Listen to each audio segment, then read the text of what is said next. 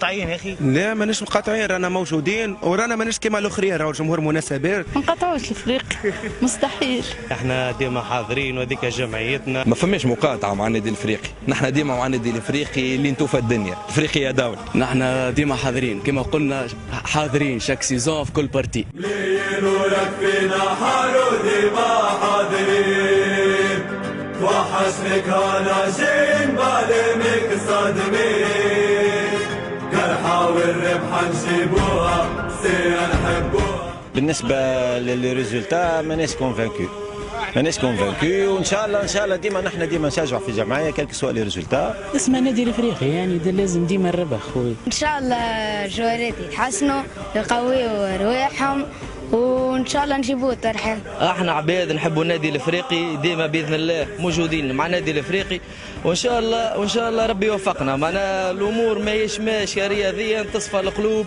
يبعد علينا المرتزقه ولاد الحرام والظلام باذن الله. ان شاء الله ربي معنا. العب عمري ان شاء الله مولانا يا العلي، من الصغرى حمرا وبيضا نعيشوا.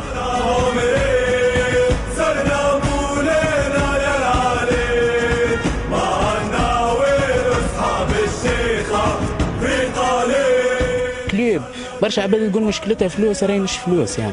بالنسبه للكليب راهي مشكلتها اداره. مادام انت ماكش عامل كما نقولوها مدير رياضي، وماكش عامل ناطق رسمي، ومش عامل شكون يعمل ريكريتمون صحيحه، وما تنجمش تنجح. اول حاجه هي الاداره لازم تصلح. الرؤساء القدم يبقوا ديما يتحكموا باللي يكون حتى شكون مع الاداره، حتى ويهربوا في الامريكاني مسكين.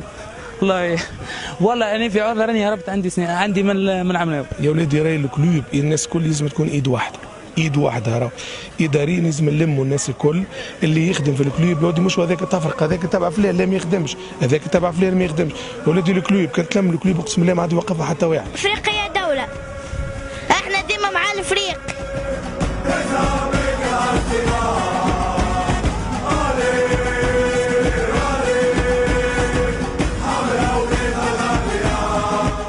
فرجي هو كلامه واقع، قال لك انا باش نعطي فلوس باش تعمل اصلاحات، وهو اعطاه ديجا طون الفلوس اكثر من الفلوس اللي باش يحطها.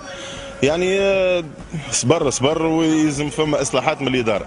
توا ندعيه السيد الدكتور محسن طرابلسي باش يحاول نقص شويه من الخوف، يحاول يقدم القدام، يحط لي بون زيليمون في لي بون بلاس باش نجموا نقدموا بجمعيتنا. انا فرجي يقعد، فرجي يمشي للكلوب، نقطة نرجع للستار نادي الافريقي، احنا المولو يمشي فرجي، احنا المولو. جمهور الكلوب اقوى من فرجاني واقوى من الناس الكل، يحب يحط الكلوب فلوس تو ما يوقفنا حتى واحد.